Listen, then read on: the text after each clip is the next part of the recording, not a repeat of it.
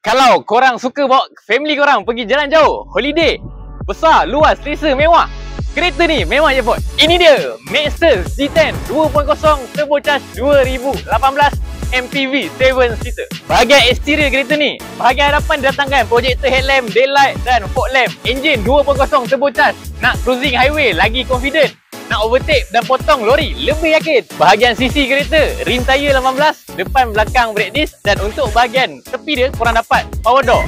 Bahagian tengah kereta ni korang memiliki dual single seat yang premium. Sunroof bahagian atas, tengah dan belakang, TV LCD, soket 3 pin, aircon 3 row kiri, 3 row kanan, dan korang memiliki kabin luxury, besar, luas, sejuk dan premium. Bahagian interior kereta ni korang memiliki 2 tone color untuk bahagian dalam, dan korang memiliki multi-function steering, cruise control, push start button, 15 inci infotainment yang besar, digital aircon panel, leather seat yang premium, dan korang memiliki power door switch kat sini, moonroof kat atas.